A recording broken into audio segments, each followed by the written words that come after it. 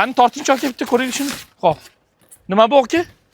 Penaplex, Technical brendiniki HPC Technoplexlar. Bo'ldi, shundoq qo'ying, bitta anaqasini ko'raylik, sirazi sifatini ko'rsatib beramiz ana.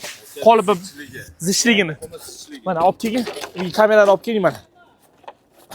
Mana yonlarini ham olgan, mana olgin. Zishligini ko'rsatgan. Ko'ryapsizlarmi? Bu 3ligi aka hozir. Bu 3ligi. Mana bundoq ko'taramizda. 2ligi, 5ligi ham bor. Orqasidan ham ko'rishingiz mumkin. Sifatini ko'ryapsizlar.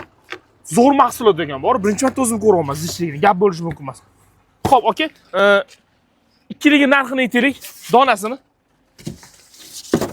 2ligi narxi, donasi Bir donasi 9850 so'm. 9850 so'm 2lik, 3ligini bitta qaytarib yuboring bo'ldi.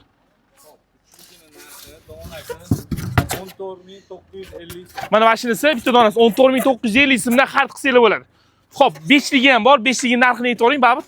5ligi 24250 so'm. Ko'pchilik mana shunaqa yaxshi narsa so'raydi, lekin gap bo'lishi mumkin emas. Tiniqligini qaranglar. Yorvorish. Ha, yaqinroqda yana bitta ko'rsataylik, ko'pchilik ishonmaydi. Aldovsizlar deydi mana. Mana bunda yopish zishligini, kiyilishini ko'ryapsizlarmi? Ko'pchilik shu muammodan qiynaladi. Mana sizlarga yechim. Muammo bor, yechim ham bor.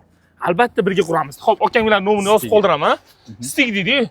Stiglari 3ga 3 kelyapti. Mana o'ynab qolmagan. O'ynab qo'ying. Xullas, akam nomeridan yozib qoldiraman. Aloqaga chiqib, zakaz qilsanglar bo'ladi. Bitta ob'yemni ko'rsatgan. Bular dilerskiy olishgan o'zligi. Bo'ldi.